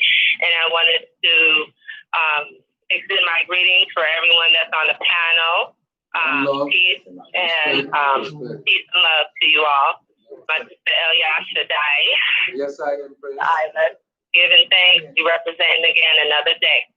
So I'm going forward. Okay, there's a few things I've written down, and I've also, talked to my daughter, my 13-year-old daughter, and asked her what does she think some solutions are as well. So I'll get to that. So, well, let me just say that first. So the first thing that came to her mind was take away all the weapons. She said, no weapons. And it's like, wow, that would be great, right? How do we do that? And so I said, well, if we take away the weapons, then would that really solve the problem of the violence? But could you use something else, She said, well, maybe we can have anger management help. So that's from a 13-year-old. That's from a 13-year-old. Wow. Warren, you hear that? Those of you listening live, that a 13-year-old is giving us solutions, via a mom to give us ideas on how we should actually solve this violence issue within our territory. But, proceed, sister. Okay, good thing. Definitely take away the technology. It's like, okay, yeah, just take it away. Take away the technology. Just like my daughter said, take away the weapons. Okay, how do we do that? We can use our creative minds to do it, and especially as parents, we can create ways to replace it. Okay?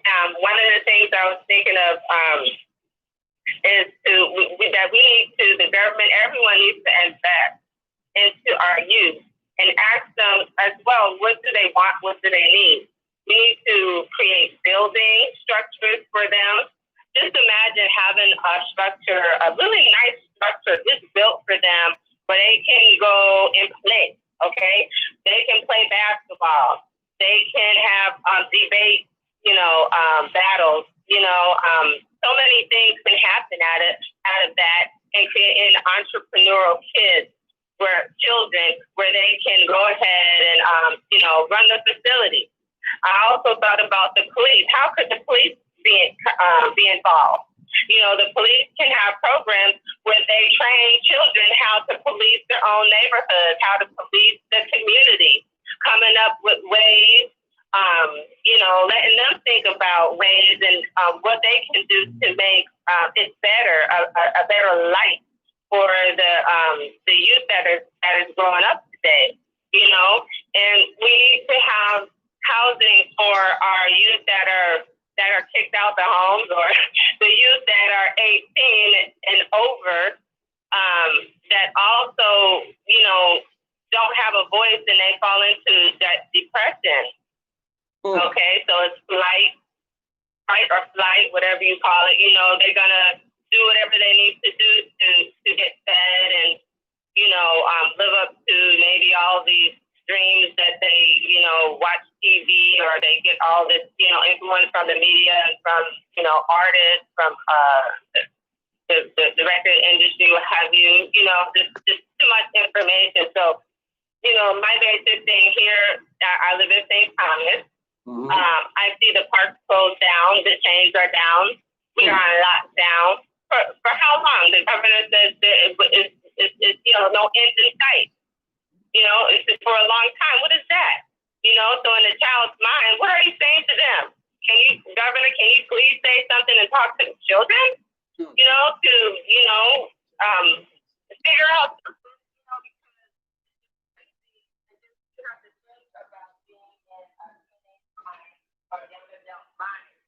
All this going on, let alone the adults that have children that are trying to support and take care of them, trying to figure out a way where they won't be left behind in education, having these big gaps, Oh, okay. It's a very difficult time right now, but it's also an opportunity for us to be able to use our beautiful creative minds and do something. And that means that every single person do something. You hear that? Look, listen. For those of you listening live, this is what the sister is saying. Do something. Everyone stop saying that we need to do this and do that. You do something to change something. Because it's easy to discuss it and then we still wake up, because even this webinar is part of like selfless service.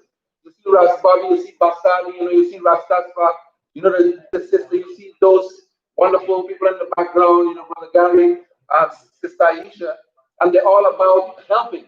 So we took our time. This ain't nothing to do this for free for the community. So we and apart from this webinar, this is how we just have to share, show love, show good vibes. Okay, sister. Thank you. I appreciate it so much. I want to know Right. So yeah, we actually have, but on behalf of Total Ital, we just want to say thank you. Okay. All right. Respect. Yeah. So once again, those of you who are tuning in, you can call in the 774-7272. Yes. Greetings, my brethren. Yes. Greetings. Hello. Yes, sir. Greetings, brother. How are you doing? Please tell us your first name and where you're calling from. This is Adam calling from St. Thomas. Okay, yes, sir, my brother. So could you go ahead and within the webinar, could you go ahead and speak and let us know some of the solutions to helping to stop the violence in the Virgin Islands, your life? Yes, thank you. Yes. Just want to start off by saying thanks to everyone and gratitude to everyone on the panel and the effort that you guys are making to support some very, very powerful topics throughout the community as we navigate these times and try to come up with solutions to raise the vibration of the community, to support everything that's happening, to uphold each other and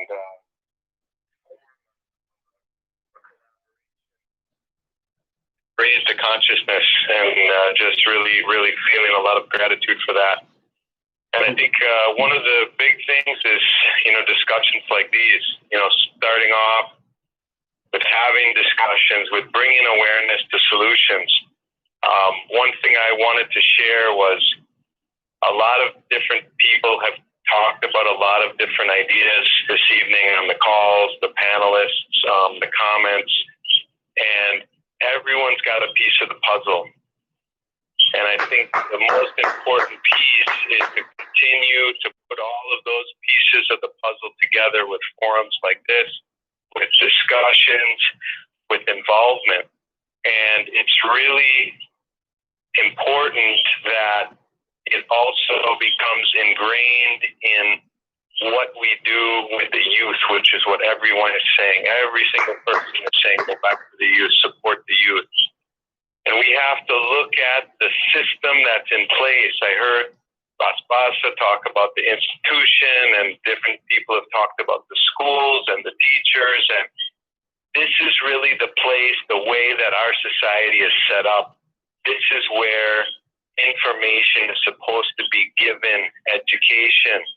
The youth are supposed to be educated. And what's happened to the system of education is it's become run and controlled by basically the corporations. It's turning into a business where everything is trying to, increase scores and do all of these different things that are no longer of importance. Yes, Brother Adam, could you hold on? Just hold that thought. Let me just make sure the other person is on hold. Hold on, please.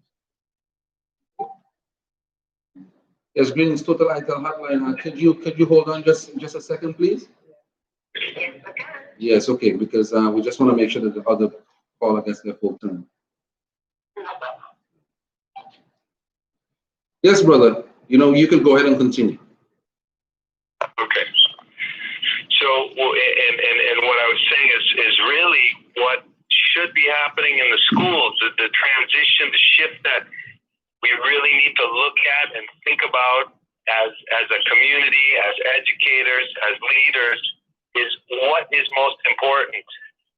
I heard Rastafari talk about this rite of passage ceremony. I heard people talking about, if we're teaching math and science and arithmetic and English and history, it's like those things are important, but nowadays the kids, they can go on and with a push of a button on the phone, on the computer, they can learn anything they want in 5 seconds flat. They ask, and they go on the computer. What's being left behind is the importance of the connection to self, the emotional intelligence, the self-awareness. We are born as compassionate beings. You watch any videos of children interacting, there's no hate, there's no violence. It's pure love. And that love, that compassion that we are born with, is only forgotten because of the institutionalized system that we're living in, where we move further away from this essence that we are born with because of the way that society is telling us that we have to grow up, that we have to develop the knowledge, that we have to gain the competition between who's better at this, who's better at that. But when we can go back to educating children in our schools and of course in our homes with acts of excellence that we are all born with, that compassion, that love, that passion, that nurturing energy, that's the solution.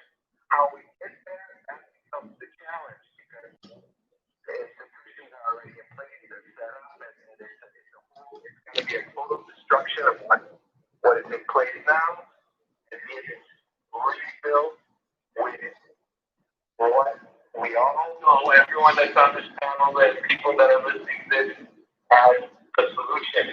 And it's what everyone is saying, what everyone is presenting, like I said, the pieces of the puzzle and bringing it all together. So that's what I wanted to share. I really appreciate the opportunity. And thanks again for everyone for your participation, for holding the space, the guidance, the protection. Yeah, man. Thank you as well, brother. Yeah, man. So people tuning in, thank you, brother. We really appreciate it. One love. Yeah, man. Yeah, so once again, what the brother is saying is that, hold on just a second, man. What the brother is saying that we all have a piece of the puzzle, and we all have a piece of the pie. We gotta come together and create the whole picture, right? So, just spread love, and let that be the order of the day. And it's very, you see, the people calling in the hotline because the people are concerned about these things, And I'm happy that because this is all about the community, and what we do is for the community. So once calling in, giving their input, Nero said that we need to get in touch with our divine side, more prayer, more meditation, more group activation of spiritual energy. The sister spoke about, anger management and, basically trying to make sure that we put the guns down. And those of you who have guns, like the brethren say, you have to know if you have a weapon of destruction, if it's going to be for defense or destruction. Okay? And as Rastafari, we lean towards, the latter, just making sure that we don't get involved in these kind of actions. Only defense, if push come to shove. So it's about knowing what these things are for, I can't tell a man not to, have something if he feels he has to have something to protect his family against something evil. But once again, this still goes back, this is way beyond, this has to do with the system, the way the system is set up, we have to recreate that system within our own homes as well. But we have another caller on the hotline speaking about a solution that we can have or that we can present that will help curb the violence in the Virgin Islands. Ma'am, could you state your name and where you're calling from? Not your full name, but just your first name and where you're calling from. Okay. Okay, one love. Putting it together. I'm calling from Okay, cool. I recently come back home, executive director of a nonprofit here that's also registered back home. And I just, when I scrolled on Facebook, I was very excited to see that you had this platform. So I wanted to talk about a couple of solutions that I have been working on every time I come back home, trying to, link with other organizations to partner. Okay. One of the things I wanted to piggyback off of the last caller, he said the word education, and I'm a fan of words, like the etymology of words, like what do they really mean? And like educa or reduce means to bring out. You know what I mean? So it's like we have our youth that are in school, or we teaching them things that they may not necessarily be interested in, but they have to do it because it's the core classes that they need. But I'm a trade woman. I'm a woman in the construction trade, and after the hurricane, I'll talk to you. I never stopped working. I'm only at home now because my son is he's on online school. But I wanted to talk about just different things that are like native to the Virgin Islands, like jewelry making, other things that people can do. Like let's say in each community center, if there are people teaching them, educating them about farming, about marina life. We're surrounded by water. Who was teaching these kids how to fix a boat? We have so many boats in the harbor, things like that. Carpentry, plumbing, HVAC. I love the fact that you're mentioning these things. I love the fact that you're mentioning these things. So again, brothers, stop being idle is what the sisters say. Get into trade work. Carpentry, roofing, trade school, electricity, and take it serious from like junior high, you know what I'm saying? And really work on it. Yeah, brothers and sisters, because this sister who's calling, she's in the construction field and she goes out there with the boots and the jeans and a hard hat, and she's out there in the field with men. So, and this is my classmate. So much respect to you on that, my sister. Maximum respect to you on that. But continue. You have like one more minute. Okay. Yeah. So I'm saying each, the neighborhoods, whether it's in St. Croix, St. Thomas, we have community centers. So even if I know, again, with COVID, there's a lot going on with social distancing. Even if they could have like a class every hour for only a certain amount of students to just show them have these, even if it's retired entrepreneurs that can come in and speak to the youth about, hey, are you interested in this? Okay, and then they could have a mentor-mentee relationship. Because if you don't have anything, if you're in the street, you're following somebody. So why not follow somebody who's doing, something legal, and then I wait for you to make money that, that wouldn't put you in harm's way, so to speak. So that's about it. Just getting each community center active and not just sitting there, just computer checking just getting active classes in community centers.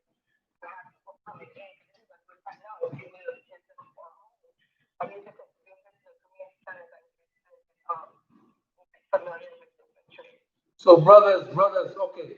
Sister, we thank you for that call and we appreciate your input as to the solutions to increase the peace in the Virgin Islands. Thank you so much. Thank you. Bye. So once again, brothers and sisters, get busy with your trade work. Get create your own, your own flow, create your own projects. Be creative. Brother Tasfa, yeah, man. Let's give us the final word sound before we seal up this evening as to what you just heard and your input on these things.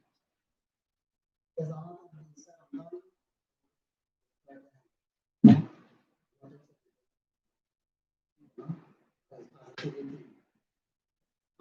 would like to read a little portion from an excerpt taken from Philosophies and Opinions of the Fifth International Convention of the Negro People of the World. This is from August 1st, 1924. It's what Marcus Garvey prophesied.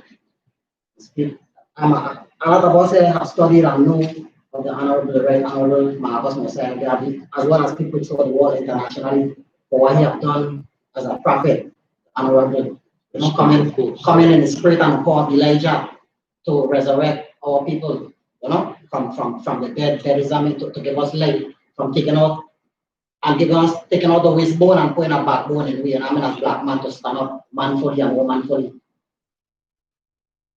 Okay, this was taken from August 1st, 1924, 2020. I want each and everyone listening to this to really take this very seriously. I personally take it seriously. Saying the Africans is dying out, and he is going to die faster and more rapidly in the next 50 years than he has in the past 300 years. There is only one thing that could save the African, and that is an immediate realization of his responsibilities. Fortunately, we are the most careless and indifferent people in the world. We are shapeless and irresponsible. And that is why we find ourselves the wards of an inherent materialism that has lost its soul and its conscience. It is strange to hear a black leader speak in this strain, as the usual cause is flattery. Flattery for the Africans for another quarter of a century will mean hell and damnation to the race. How can a black leader flatter us about progress and the rest of it when the world is preparing more and more to bury our entire race?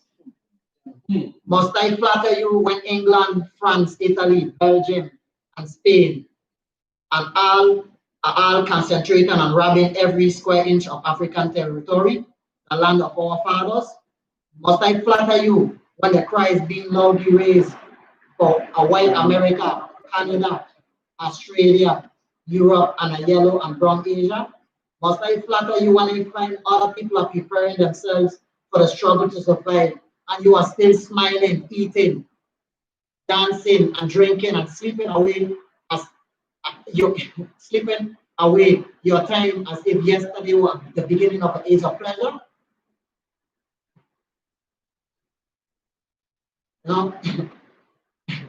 Life is the key, you know what I mean?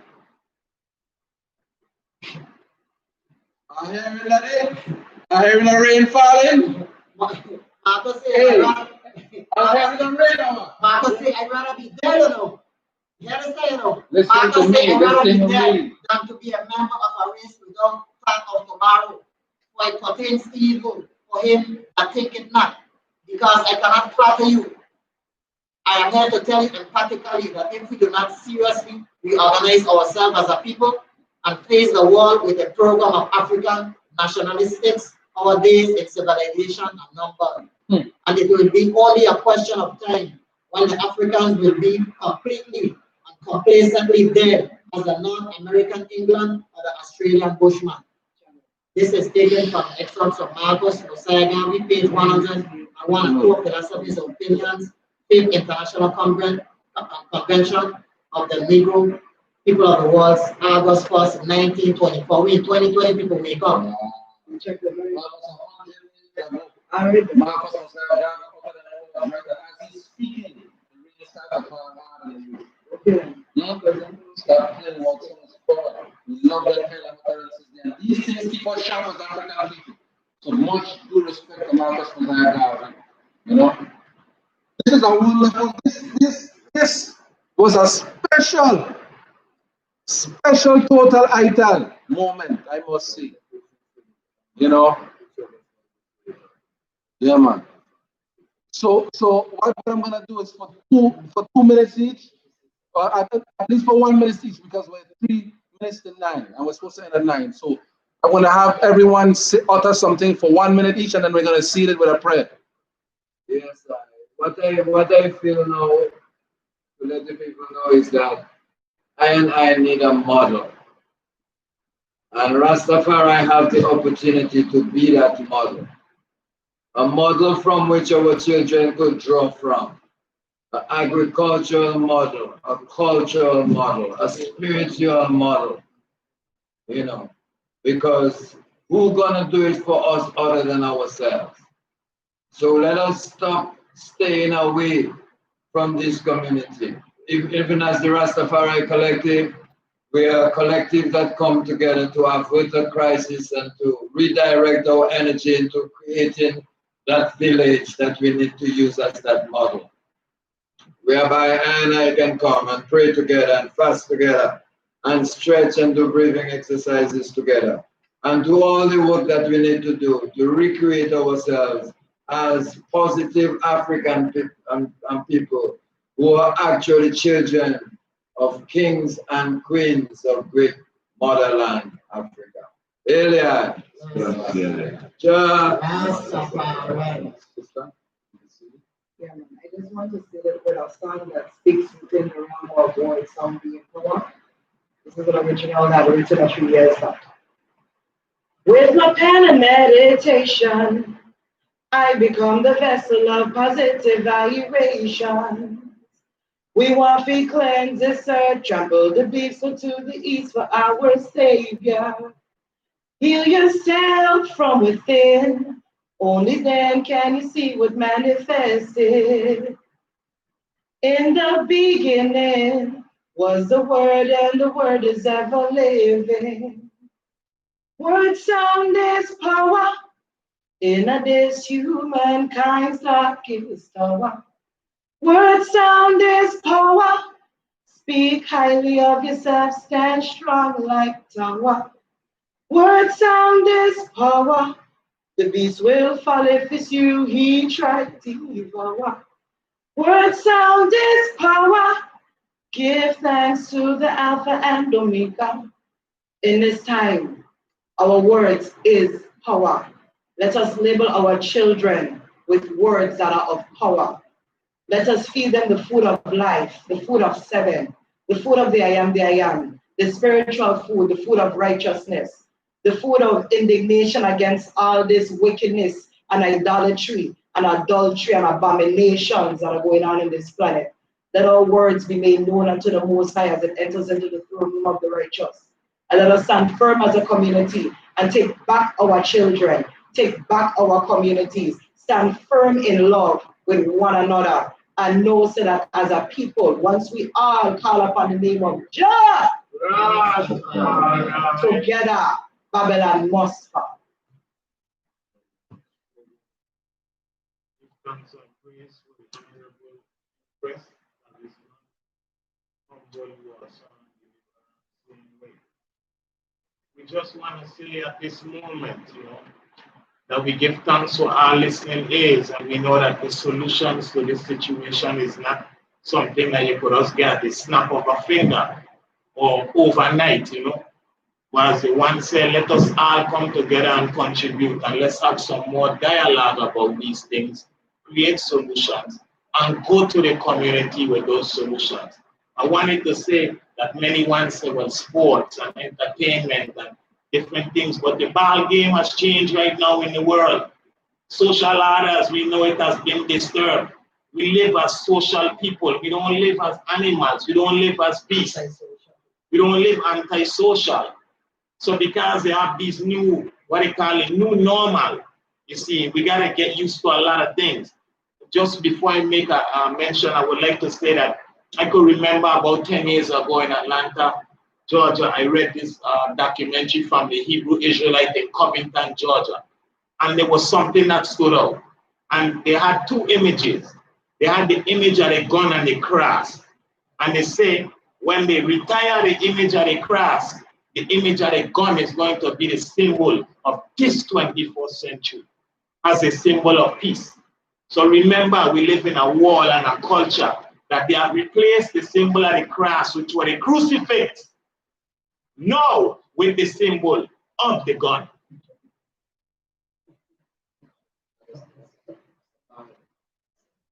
Yeah, we're in some serious times, and a lot of people, because of this thing with the COVID, just thinking like it's just a phase we're going through in life. You know what I mean?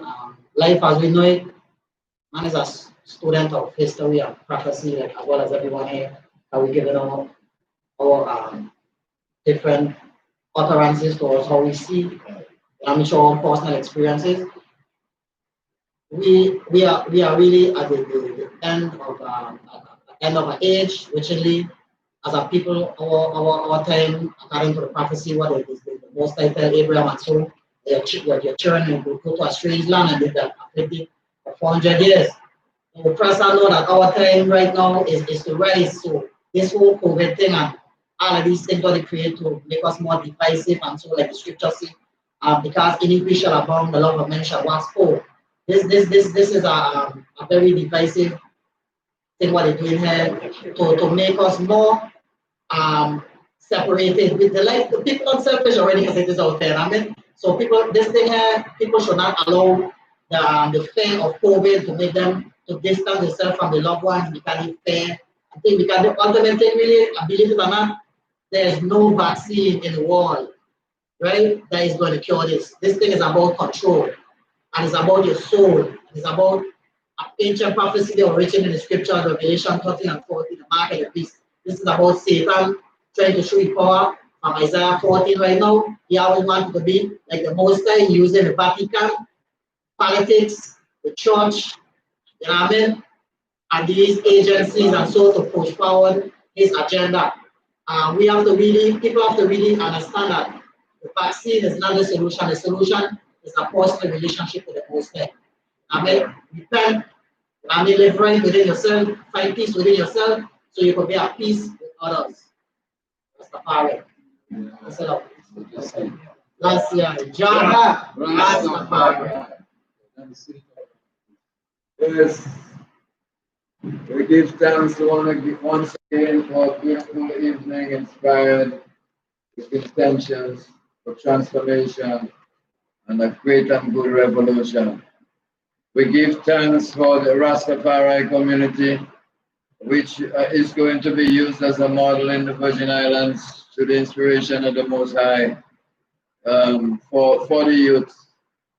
Knowing, of course, that it's only we the people who can transform things for the people through the grace of the Most High.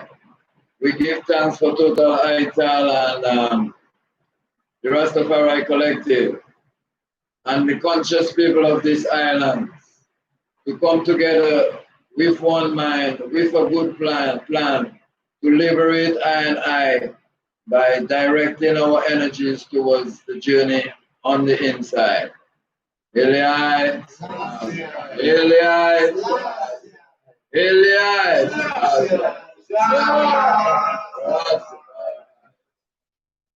One love to the royal earth.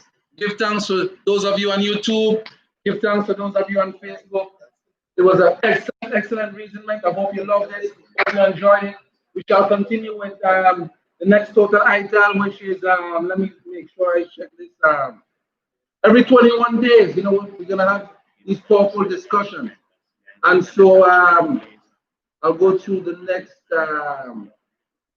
date, next Total Ital. So the date for the next Total Ital is going to be the 14th of September, September 14th. Tune in again, Naira TV on YouTube. Let's keep on, you know, let's keep on discussing all the things that are important within the community, and let's bring solutions and just love each other. One love, give thanks for life. Blessings, peace.